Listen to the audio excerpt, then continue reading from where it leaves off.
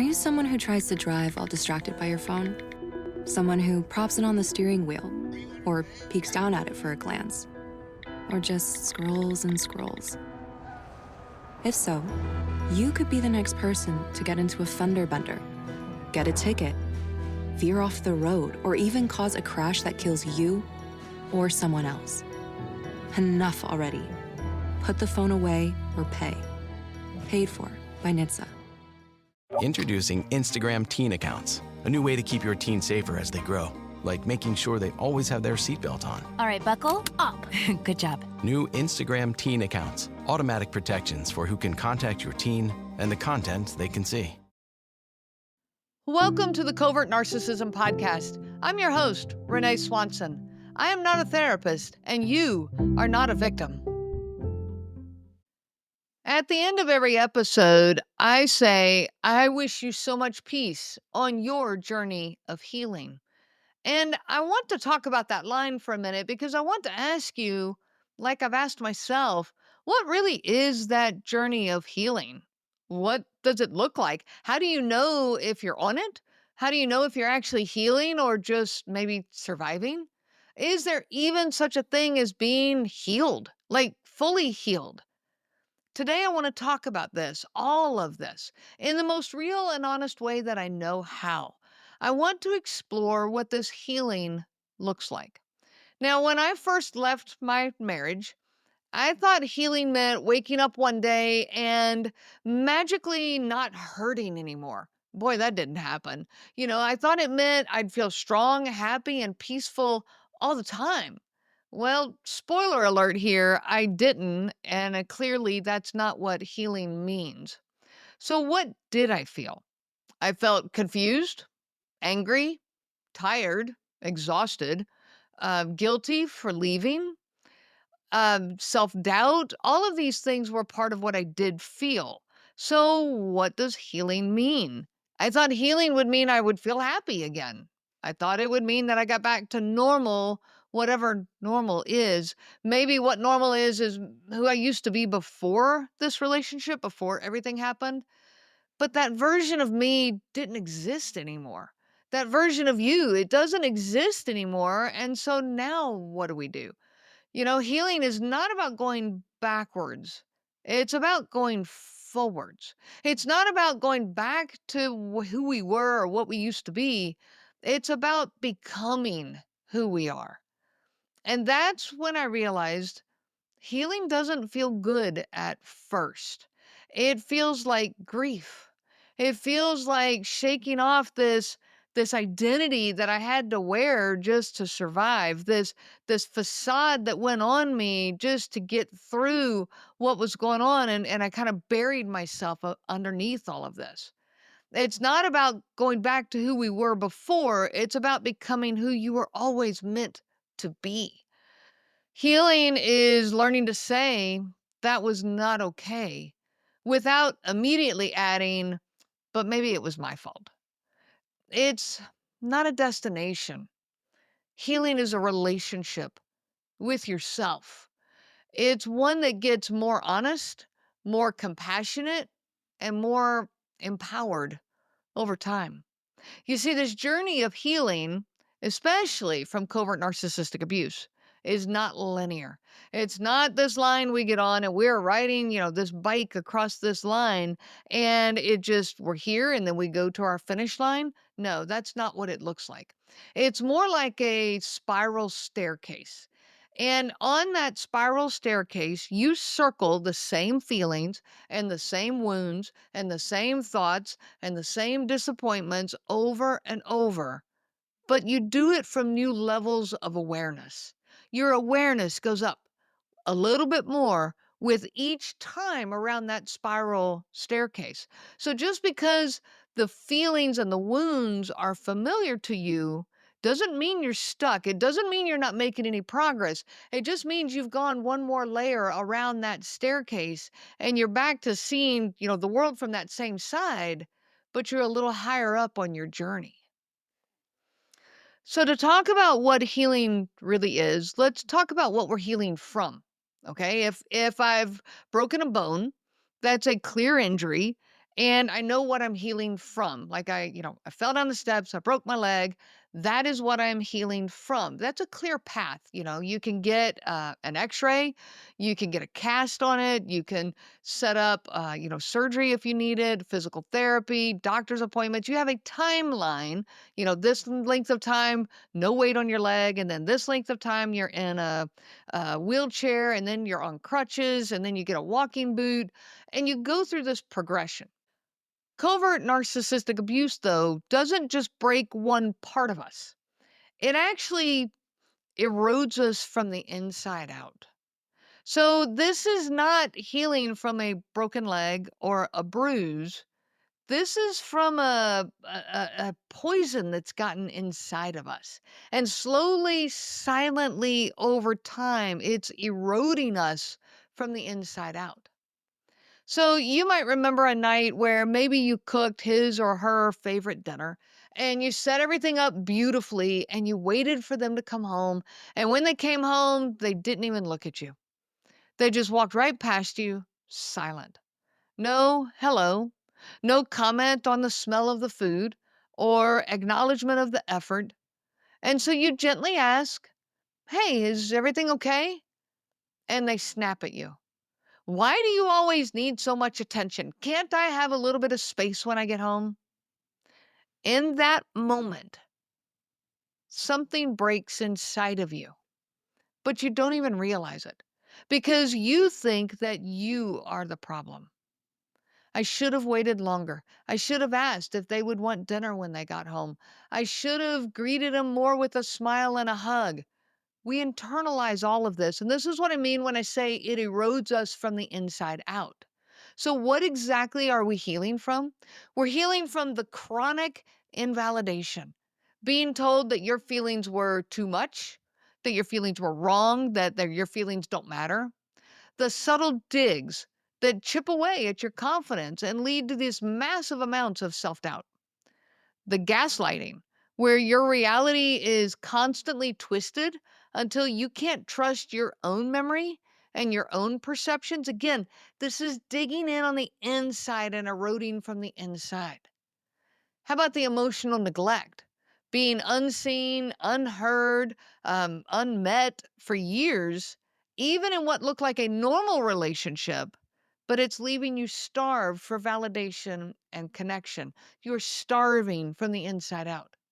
This starvation is where you're giving and giving and giving, and you're never receiving. How about being blamed for someone else's behavior over and over and then worried that it's all your fault? You are healing from the slow erosion of you, of your sense of self, of your self worth. This is from the repeated subtle digs, the dismissive tones, being made to feel crazy or invisible. Then comes the self abandonment. This is because you had to minimize your needs, your voice, your thoughts, your feelings just to survive. You had to disregard or disconnect from your own instincts just to survive your environment. That is self abandonment. These are the wounds you're healing from. This is a shame that was handed to you, but it was called love. It was labeled as love. So, this healing journey isn't just about healing from their wounds to us. We're actually healing from how we adapted, how we became small, how we stopped trusting our gut, how we learned to smile through the pain in order to keep the peace. We are healing the parts of us that learned to shrink, to silence, to submit in order to survive. These are parts are our intuition, which we taught ourselves to ignore. Our nervous system, which was constantly hijacked by this, amygdala, the hypervigilance, the fight or flight mode. Our voice, which was dismissed, mocked, twisted against us, and therefore silenced. So we're healing from the times that we have silenced ourselves now. We're healing our sense of self because we had to become who they needed in order to be loved, in order to get the attention we wanted from them, needed from them, or even just to get peace in the home. And perhaps most heartbreaking is we're healing from the belief that we were the problem. That's what's broken. Not us, but this false story that we were fed and the reactions that we had to that. The shame that never belonged to us in the first place, the conditioned impulse to apologize for our very existence. So if you've ever thought, why can't I just move on already? Please be gentle with yourself. You're not just healing from a breakup. This is not a normal, breakup of a relationship. You are healing from systemic, chronic emotional harm from someone who made it look like love. Healing is remembering who you are underneath the gaslighting, the guilt, the self doubt. Healing is learning to trust yourself again, even when your inner voice has been silenced for years or decades. Surprise bill? Need fast funds? CashNet USA can help. When you need money fast, be the hero. Apply in minutes at cashnetusa.com and get a fast decision. All loans subject to lender approval. Speed of funding is subject to verifications and your bank's processing times. Running a business can be exhausting. Building your website shouldn't be. With Wix, you can express your ideas, give direction, then leave the heavy lifting to AI. From site creation to branded content and images. Have fun with the details. Customize what you want the way you want. And manage your whole business from a centralized dashboard with expert AI tools. Build, scale, and enjoy the incredible results. You can do it all yourself on Wix. Healing is letting go of the need to explain yourself to people who never truly listened in the first place. Healing is setting boundaries, not to punish others, but to protect your peace. Healing is messy, and it's beautiful, and it's brave. So, what does it look like? I wish I could tell you that healing is a straight path, but it's not. I wish I could tell you that healing is all smiles and happiness and peaceful nights of sleep, but it's not.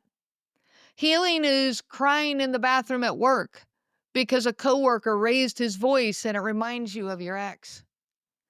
Healing is saying no for the first time to somebody and shaking the whole way home. Healing is journaling every single night just to make sense out of the chaos in your head. Healing is going back, leaving again, going back, leaving again, going back, the back and forth. Healing is feeling guilty for missing someone who hurt you. Healing is Googling, am I crazy? And finally realizing that you're not. But slowly, healing starts to change. Slowly, it starts looking like saying no without explaining why, without defending yourself, or without justifying. Healing begins to look like sleeping through the night for the first time in years. It's feeling a sense of peace without needing someone else to validate you. It's laughing, really laughing, and realizing that you haven't done that in a long time. Healing is quiet at first, and then it gets louder, and then it becomes who you are. Healing looks like these small sacred moments where you choose yourself, even if your hands are shaking, even if no one claps for you, even if it's just you sitting in silence, but finally hearing your voice. How do you know if you're on this journey of healing? If you are asking these questions, then you're already on it. If you're listening to this podcast, you're already on it. If you're aware that something wasn't right and you're trying to make sense out of your story, that's healing. You're on this healing journey if you've started asking, was this normal? Or why did I tolerate that? If you've stopped pretending that everything was okay when it wasn't. If you've begun honoring your intuition instead of silencing it. I remember one moment so clearly. I was at the grocery store and I saw his favorite cereal and I picked it up automatically and then I froze. You know what? I didn't have to buy it. I didn't have to make sure that he'd be pleased. And that moment Standing in the cereal aisle, I started crying. But it was one of the first times that I realized I was free. Freedom and healing don't come all at once. They come in these little glimpses, in little flashes of clarity, in the space that's between the pain. That's how you know you're on your path of healing. Here are some signs that you're more curious than self critical, that you catch yourself before falling into old patterns, that you don't run from all the triggers, but just notice them, that you're seeking safe and authentic relationships, that you stop trying to fix someone who refuses to change, that you reclaim your voice one word at a time. Now, what does it mean to be healed? Let me be honest here. I don't think healed is a final destination. I think it's a way of being, a commitment to show up for yourself again and again. It's not a finish line, it's the journey. Being healed doesn't mean you never get triggered. It means you know what to do when you are. It doesn't mean you don't remember the pain. It means the pain no longer controls you. Being healed looks like feeling peace without needing someone else to create it for you, not engaging when someone tries to provoke your guilt. It means trusting your instincts and not second guessing yourself for days. It means speaking your truth even when your voice trembles. And here's the part that no one talks about. Being healed also means grieving who you had to be in order to survive. That strong, coping version of you that kept it all together all those years, you may not need that person anymore, but you will always be grateful. Being healed means that peace now feels familiar, that chaos no longer feels like home, that you no longer betray yourself in order to keep the peace. You don't need them to apologize in order for you to move on. You don't need closure from them. You find it from you. You no longer are trying to prove your worth. You just know your worth. Now, if you are still in the thick of it, this might sound like it's a long ways away, but I promise you it's not. Healing is already happening right now inside of you, whether you see it or not. So if today you feel like you're not doing enough, if you feel like you're still triggered, still tired, still tangled up in this mess, please hear me. This is part of the healing. You are in it, and you are doing the work. Every boundary, every tear, every moment you choose to rest instead of perform, every day that you do the next right thing, that's healing. It's not glamorous, it's not fast, it's not easy, but it is sacred. It's real. It's beautiful. And so are you. You are worth every step on this journey. And so, as always, I wish you so much peace on your journey of healing. You have been listening to the Covert Narcissism podcast, where we break apart the insidious nature of these incredibly destructive and frustrating to the ends of the earth individuals. If you are struggling with the isolation, overwhelming self-doubt, and obsessive ruminating, you are not alone. I offer live, personalized coaching that is specific for you. This coaching can be individual or group sessions, or a combination of the two. You can find all the information at covertnarcissism.com. Reach out anytime. My email address is Renee, R-E-N-E-E, at covertnarcissism.com. And remember, I am not a therapist and you are not a victim, but I am a coach and you are a survivor. The information provided by Renee Swanson, Covert Narcissism Podcast, and CNG Life Coaching is for educational purposes only and is not to be used for diagnosis purposes. It is not intended to be a substitute for clinical care. Please consult a health care provider for guidance specific to your case. This material discusses narcissism in general. Renee shares stories from her personal experience as well as from those she has talked with for several years. Her material does not claim that any specific person has narcissism and should not be used to refer to any specific person as having narcissism. Permission is not granted to link to or repost this material to support any allegation or claim that any specific person is a narcissist. That would be an unauthorized misuse of the material and information provided. No offense, but your brain is a terrible place to keep your big idea. It belongs in the world, but you know that already. You have a calling, a voice that says, this is what I'm meant to do. Create the website your big idea deserves with Wix. Make it your own with top-to-bottom customization, AI to help realize your vision, and built-in business tools to turn your daydream into your dream job. Wix supports every stage of the business journey except one. Your decision to begin. Ready? Go to Wix.com.